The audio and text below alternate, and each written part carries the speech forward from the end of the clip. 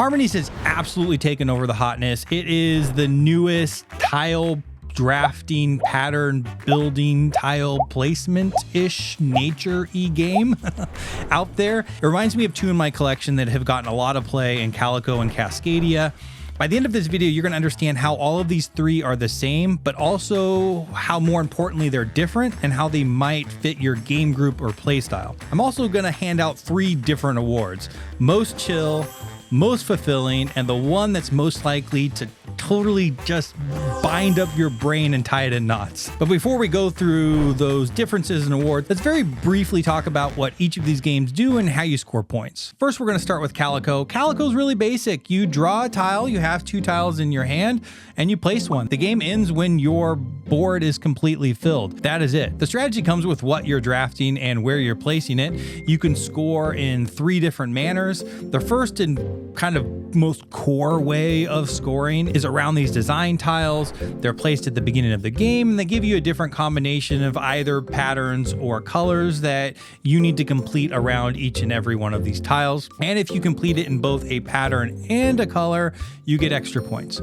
The other way are attracting kitty cats to your quilt. There's 3 cats that have different patterns at the beginning of the game that they like to come and sleep on. And if you orient those patterns in the exact way the cat likes, you can put a cat token and score points. The third way is just collecting groups of 3 or more colors. When you do, you get to place a button, and that's basically the puzzle. It's a really simple and probably the most entry level of all of these games. Not to say it's not complex in decision, it is definitely a brain burner because you do have this finite spot that you're trying to place all of these tiles, and you have these 3 different competing goals that you're trying to meet to most efficiently place these tiles. Next is Cascadia. Cascadia, you draw a set of tiles and tokens. Tiles are the terrain tiles, tokens are these animals. You have to place both of them. You place the tiles wherever you want. You're trying to match up terrain types and create these large corridor spaces of each terrain type. You'll score your largest of each type at the end of the game, and then you're placing the animal tokens on these terrain in a variable manner. At the beginning of the game, each animal type has a card dealt, and that essentially gives you the goal to orient these animals in each and every game. And each time it can be different. There's a bunch of these cards, there's a bunch of different combinations you can have, and if you get the landmarks expansion, you get even more of these combinations. And speaking of the landmarks, the third way to score points are through landmarks if you have the expansion. If you lay 5 of one particular type of terrain together, you can then draft one of these goals, and that's your personal endgame goal at the end of the game. Now, Harmonies comes in, and I think certainly is influenced by both of these. You draft tokens similar to Cascadia's tile and token combo. There's 3 tokens that you have to draft, and you have to place all of them. And when you're placing them, you're thinking of a couple different things. There's core ways in which they like to be oriented. Trees, the higher the better, essentially. Mountains are the same way, but they have to be strung together. Fields like to be in clusters of 3 or more. The more of these 3 or more clusters, the more points you score. Buildings like to be surrounded by different types of terrain. 3 or more, you score 5 points. And water is variable depending on the side of the map that you are using.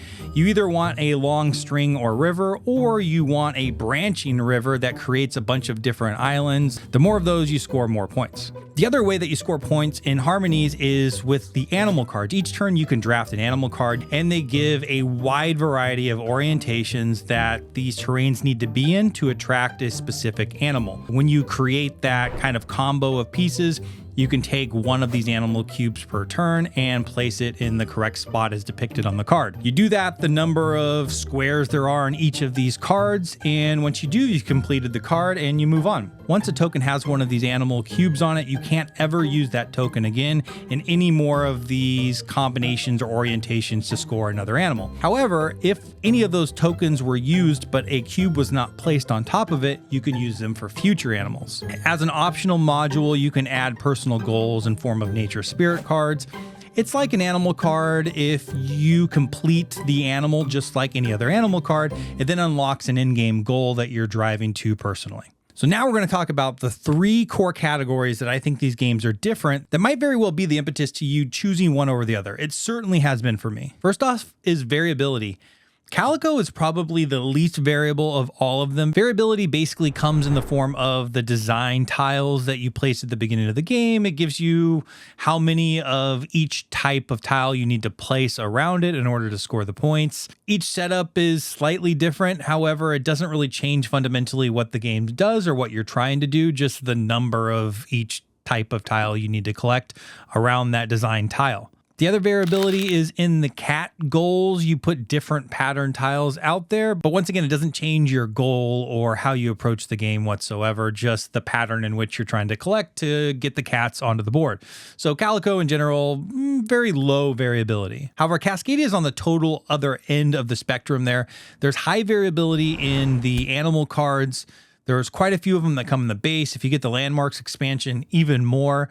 So, for example, the way that you are going to orient bears may be totally different from one game to the other. And in my experience, it absolutely changes the way you approach each and every game, especially when you multiply that out over all animal types. Technically, they can be totally different every single time. It just adds a lot to the game. And then once you've added that landmark expansion, there's the landmarks module, which essentially gives you personal goals that you can draft off the board once you've laid 5 of one type of terrain tile together. Harmonies variability is in these animal cards. They are highly variable, highly different. The patterns are totally different. There's a bunch of these different cards to put out there.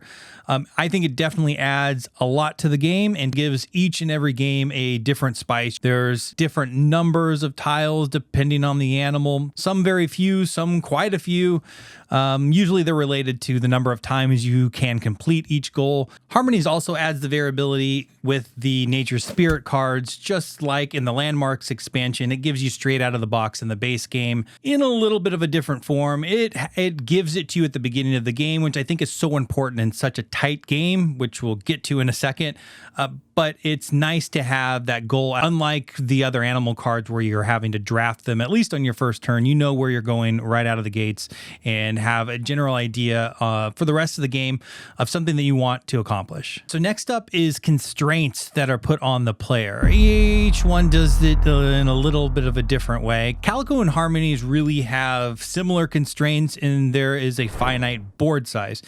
Calico's different in that the game trigger is essentially you fill your board. With Harmonies, the game end trigger is if there's 2 or less spaces that are open on anyone's board. Calico feels more like a finite puzzle you're trying to solve, while Harmonies feels sort of open-ended because of all the animal cards and the different things you're trying to do. However, it can end abruptly if another player is filling out their board faster. You can sort of stave off this end game if you're building vertically and adding more trees and mountains that are 2 and 3 high. Obviously, you'll fill that board slower. However, another player can totally rain on that parade and end the game early if they're not going vertical with their selections. On the opposite side of that is Cascadia, where there's really no restriction at all. It feels much more open and flowing. You can end your game with this big sprawling map that you've created.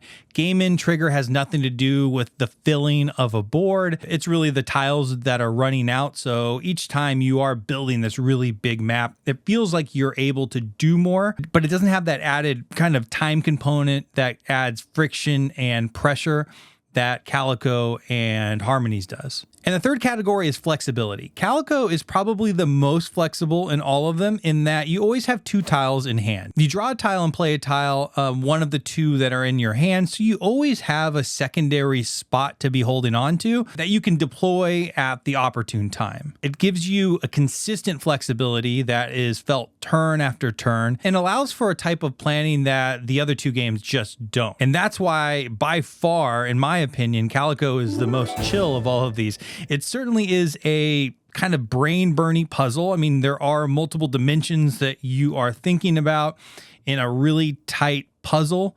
However, having that flexibility of that extra tile, that leeway, essentially, really helps to kind of release some of the pressure that maybe some of the other games actually have. Cascadia deploys flexibility by form of these nature tokens. Nature tokens are earned when you play animal tokens on a keystone tile, so you can make it a priority to make sure you're playing animal tokens on keystone tiles to get more of these nature tokens that can then be used to switch up the market. Basically, instead of having to take the tile and token that are in line with one another, you can then can grab a token and a tile from 2 different slots, fitting your purpose a little bit better. Calico has ultimate flexibility that's built into the design of the game. The player doesn't have to do anything extra, while Cascadia asks the player to plan a little bit, but you can gather these nature tokens and use them as you wish, and it gives you a little bit of breathing room when you're trying to get the tiles in the right orientation. And then there's Harmonies. Harmonies just says, shut up, pick up the 3 tokens and place them. There's no leeway, no hand holding. There's not an extra spot to place a tile off to the side and use later. You have to pick up all 3 and use all 3. And this one component, I think, really creates a ton of tension in this game. In my experience, this mechanic of not having any leeway for a player leads to some bad feeling moments, times in which you're having to pick up a group of these tokens that just aren't right for you. And your board is so tight and so small that having to place a wrong token anywhere is really a killer. On top of that, there's things like buildings that absolutely have to have something under it. If you get a market that's full of buildings and you don't have a requisite token to go underneath that building, you're totally screwed. So this definitely leads to what I think is the tightest puzzle of them all. And this is clearly the game that gets the award for putting your brain in knots. It's a combination of a small board and that you don't even fill up all the way. The game is asking you in Harmonies to pick up all 3 tokens, unlike Cascadia, where you could use the nature tokens to pick up things that work for you, and then play all of them, unlike Calico, that allows you to only play 1 and hold 1. And from square one in this game, when you are grabbing the animal cards and you're starting to configure out on your board in a particular manner, then eventually you have 4 of these animal cards that you're looking at, and on top of just looking at the normal placement rules for scoring on these terrain tokens, it becomes a complete brain burner. And when you have all 4 animal cards and you have a board that's filling up really, really quickly, it can definitely turn into some major analysis paralysis. And so a quick recap is all 3 of these games are super easy to play. It's draft and place. Calico and Cascadia give you a little more leeway. Calico's kind of the middle ground and restriction, and it does give you a finite board size. However, Cascadia really lets you do whatever you want, build the way you want. It gives you way more turns and tiles to play with in the end. And Harmonies is by far the most constrictive and the hardest puzzle. The one that's the least chill of them all, and definitely the one that will have you kind of stop in your tracks, not knowing where to place something. It can be hard to make those decisions. All right, if I were to play Marry, Kiss, Kill on this is what I would do. Calico's run its course. I'm gonna have to kill you off. I had my time with you. We're gonna go ahead and move on from Calico. In fairness, it's been in my collection the longest. It's still a great game. It's wonderful. I'm just not asking to play it. Harmonies is the hotness, and that's what I want to play right this second. So I'm kissing Harmonies. It's a fun puzzle. It's new, and I really want to explore all of the different animal cards and play with the spirit cards more often. However, so far it's led to more feel bad moments than I had hoped. I don't feel really fulfilled each time I play it, but it also may get better as I get better. It's a lot to take in. It's a lot to take into account as you're kind of building this puzzle out. I'm having fun with it for right now, and it's a great game. But the question is, does it supplant Cascadia for me? I don't think so. I love Cascadia. In general, this genre, tile drafting, pattern building, is not my favorite genre. My wife likes it a lot. And if I need to play something in my wife's column, I'm going to Cascadia each and every time. I think Landmarks adds a lot to it. It gives it that extra dimension and gives it that extra crunch if that base puzzle is getting a little long in the tooth for you. But it also just lets you breathe a little bit. It lets you just sit back and build your map. It may not be the most efficient thing in the world, but you're not left with an early game ending because somebody rushed the end and you have a bunch of different hexes that are open for you.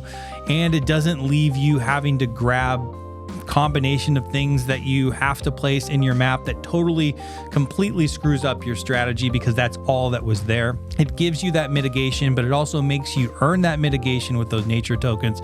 And this is why Cascadia gets my award for most satisfying. I'm gonna marry it. I'm taking Cascadia to the altar. What do you think? Have you played Harmonies, Cascadia, Calico? Which one do you like the most? If you haven't played any of them, what looks the most interesting to you? And if you made it this far, I really appreciate it. Thanks again for joining me, and have a great week.